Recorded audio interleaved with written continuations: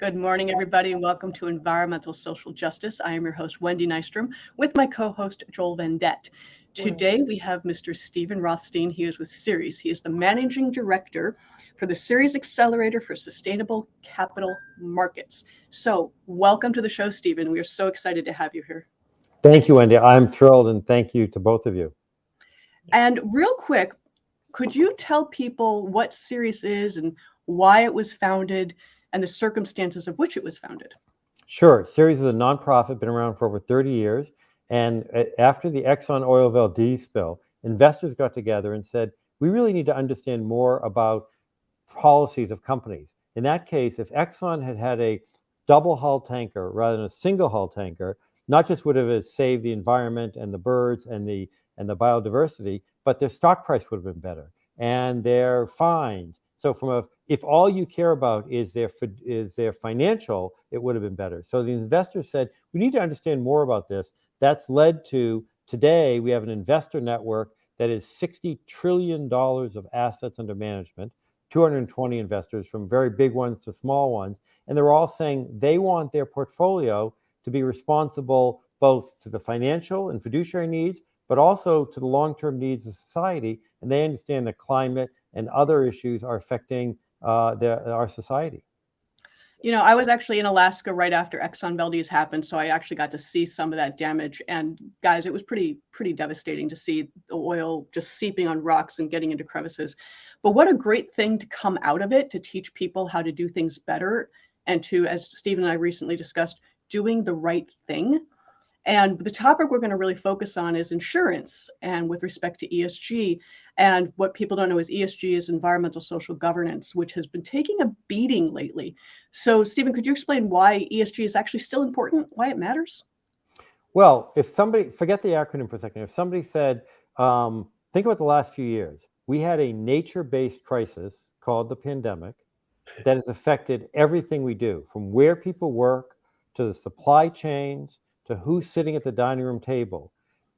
Pandemic is an ESG issue. It affects environment, society. And so the basic idea is that we live in a society that shareholders aren't the only ones that are important, but it's stakeholders. Employees are important. Regulators are important. Customers are important. So if you think about that, and they will affect your stock price. They will affect where you do business. I'll give you another example. A year ago, I'll bet not a single company there are 700 companies that have pulled out of Russia. They pulled out because of Ukraine.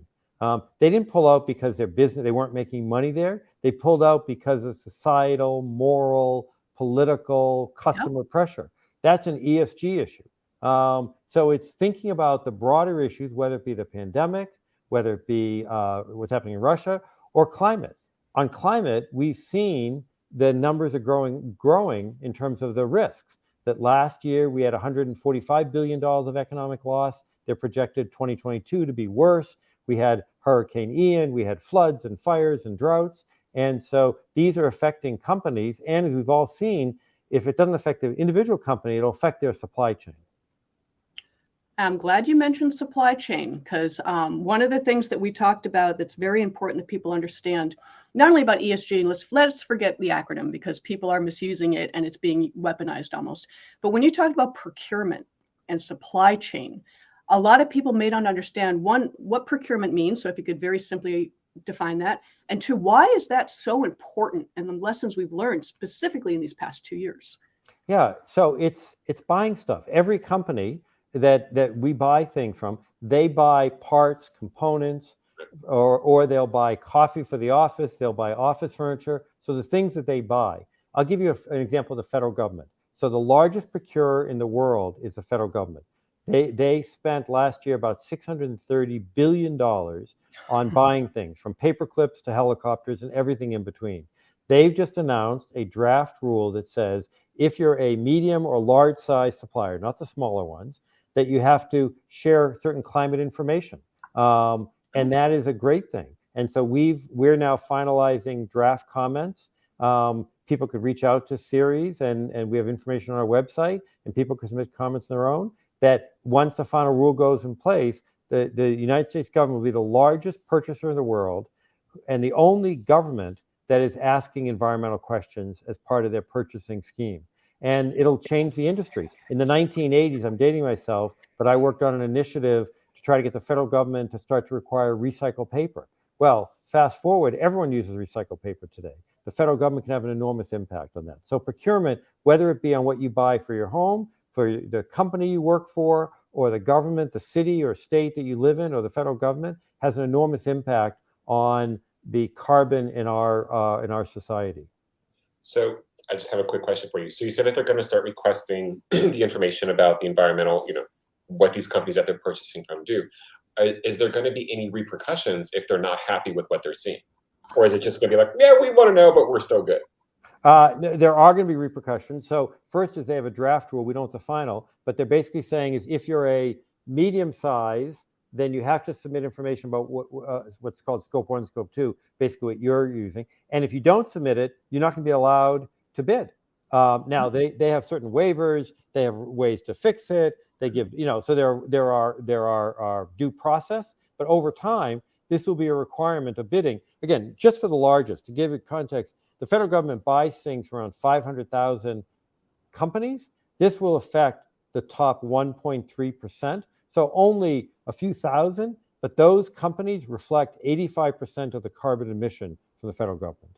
And then they'll be able to possibly lose these contracts if things do. Okay.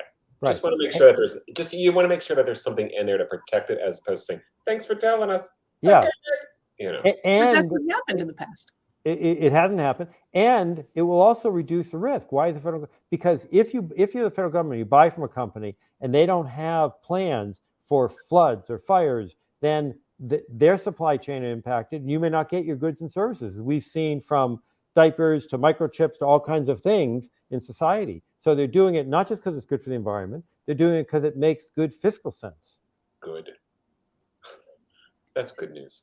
One of the things, circling back to supply chain, we learned a very hard lesson by having everything overseas, because when the pandemic hit, we're still suffering from not having enough chips being processed for vehicles and cars and computers. We're bringing that back home, is my understanding, which is fabulous, but it's a slow process. And what can we look forward into the future that you're seeing? Because you're kind of in the forefront. You're one of the leaders in all of this.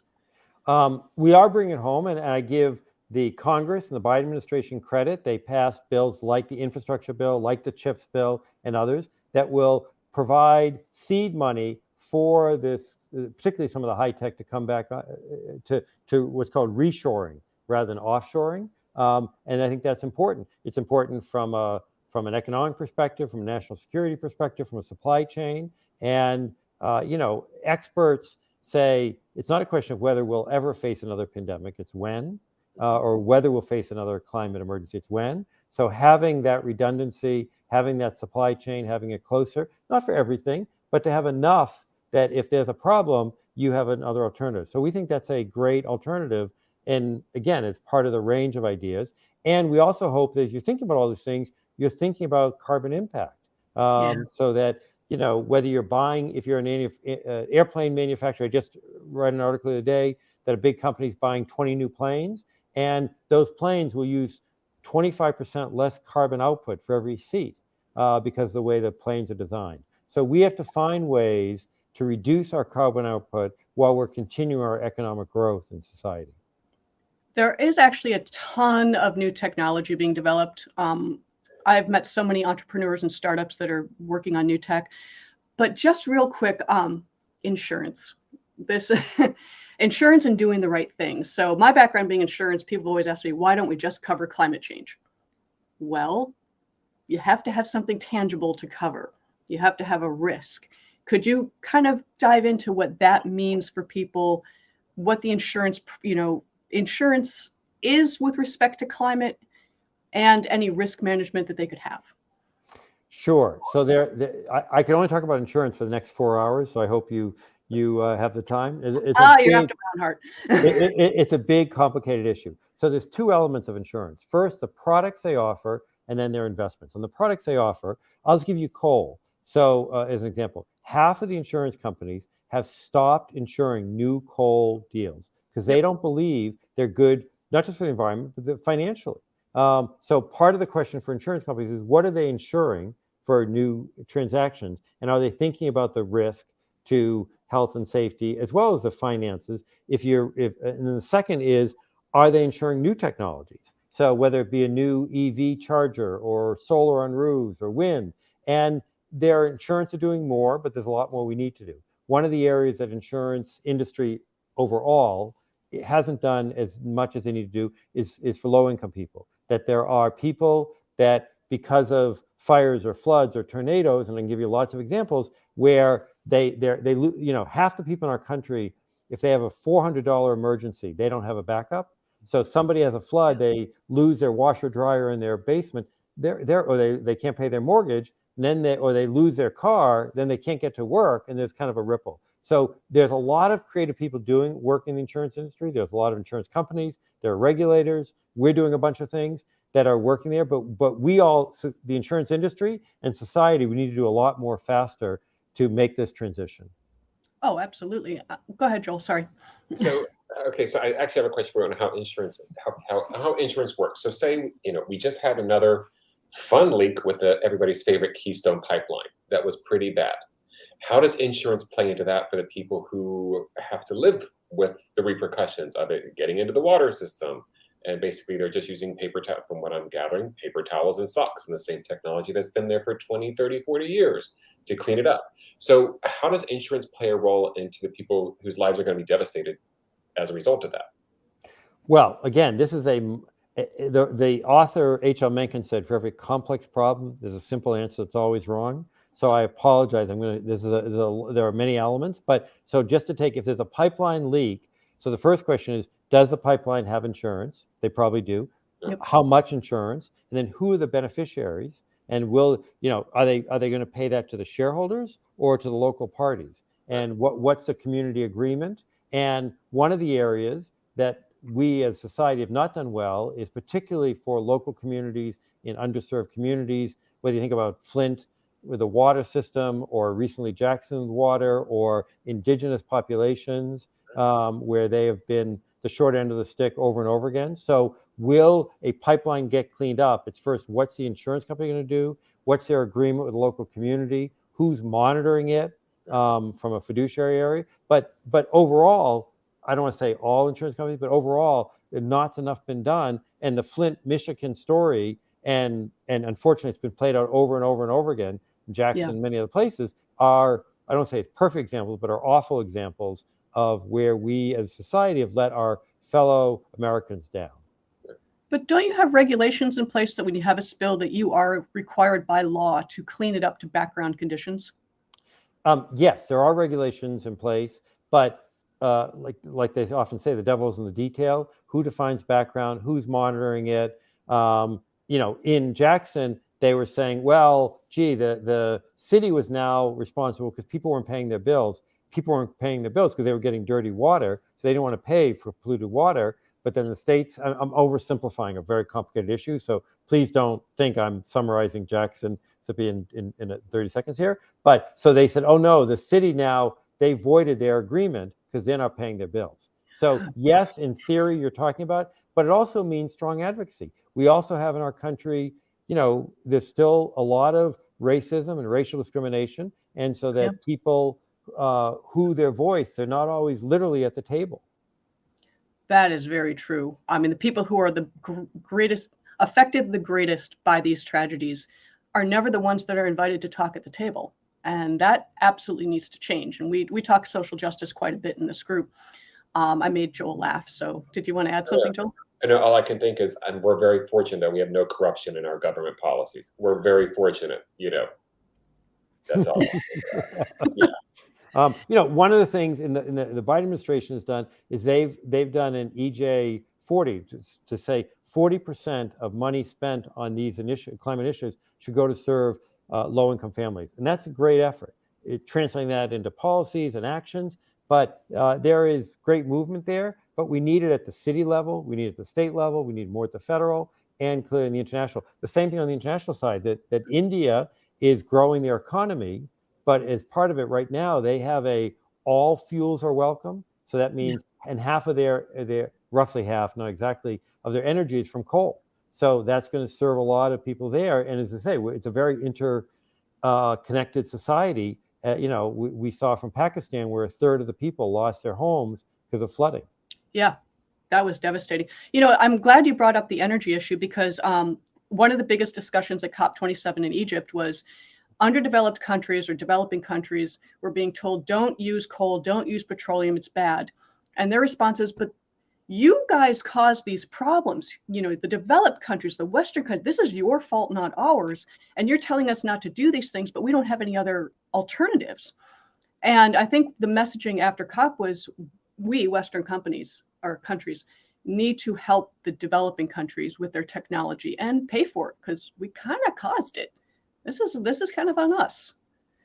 We absolutely do. I mean, just to take, Pakistan, where again, over 30 million people lost their homes because of flooding.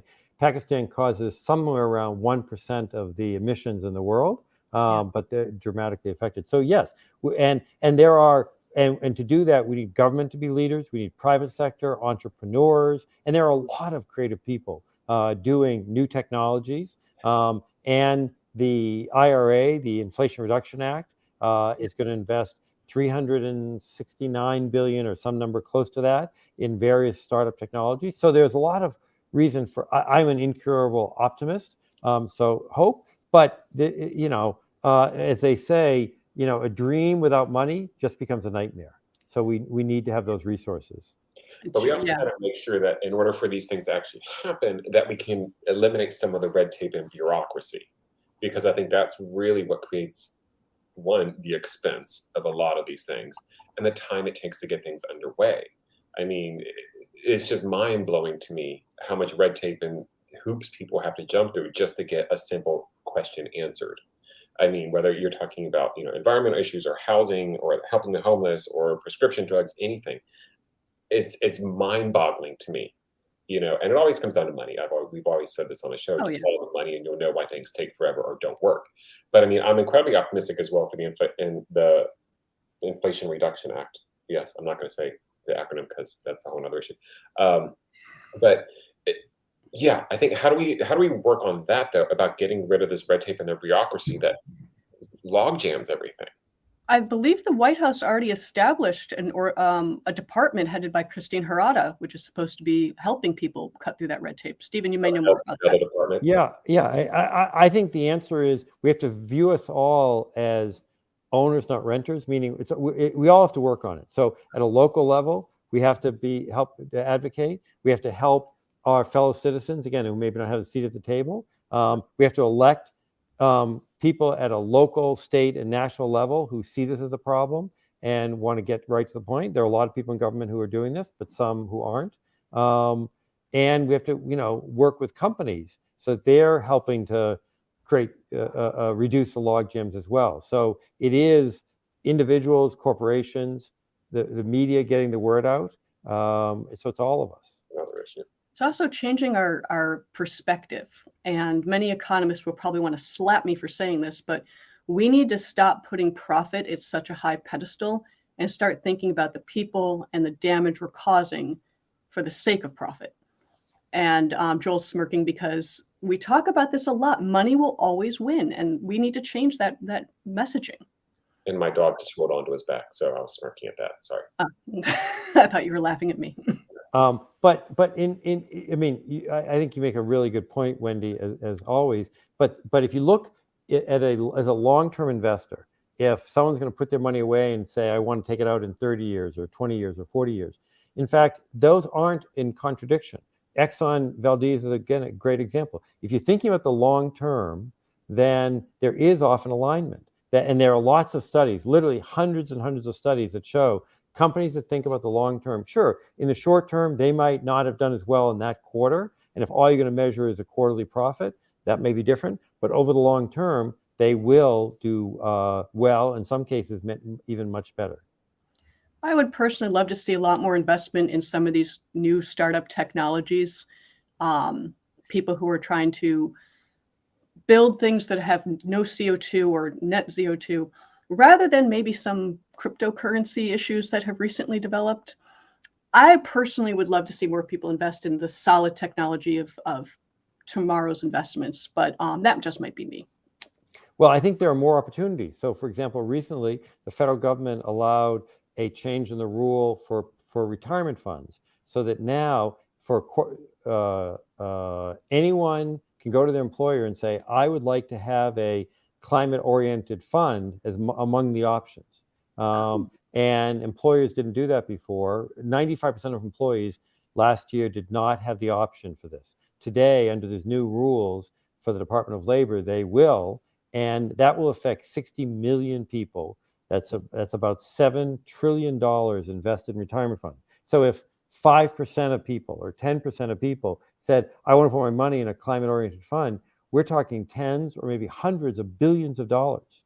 So there's enormous opportunity for those technologies, Wendy, that you want to encourage.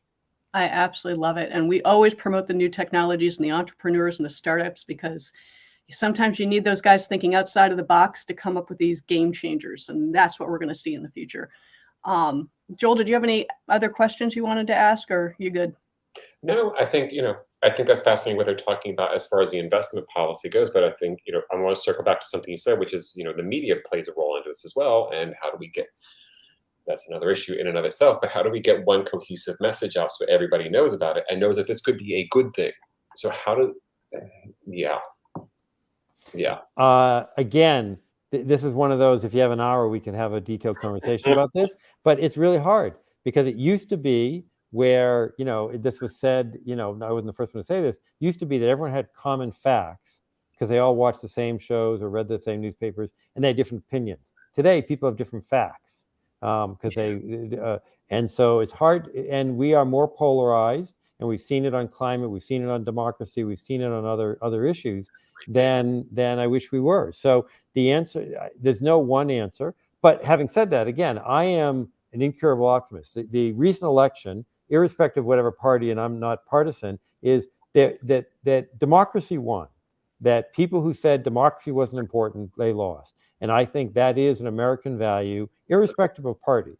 So that is a sign of hope that the messages are getting through.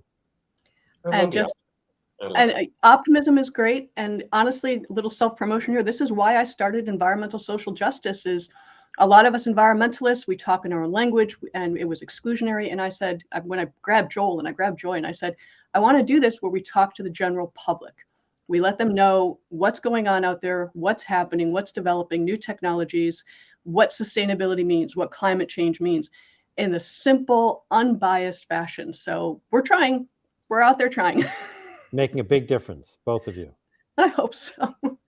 On that, so Stephen, how can people get involved in Ceres? What can they do to join you guys or volunteer? Because I know you're a 501c3. Donate. Sure.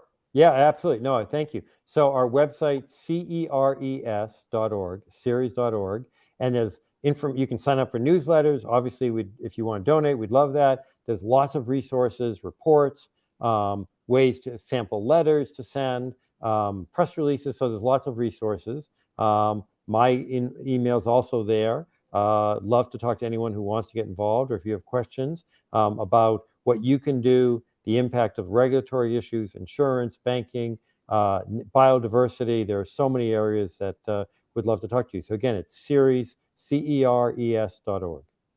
Okay, I'm going to ask one more question. I want to end this on an optimistic note. Of all the items that are in the Inflation Reduction Act, what are you most excited for? I'm going to answer with two. That there are the range, in other words, that covers from renovating of homes to solar on roofs, so that serving Native American areas, so the range of things. And then particularly they're starting, I think it's a $27 or $28 billion climate bank to help promote these new technologies and to innovation. So I give the writers of that bill, the legislators, the president, everyone else, lots of credit. I love it. That was brilliant. And what a positive note to end on. So thank you, Stephen, so much. Thank you, guys. I'm Wendy Nystrom with Environmental Social Justice with my co-host, Joel Vendette. And thank you, Stephen from Ceres, guys. Check them out, donate, help them out. They're doing wonderful stuff. You guys take care. Have a wonderful day. Thank you. Bye-bye.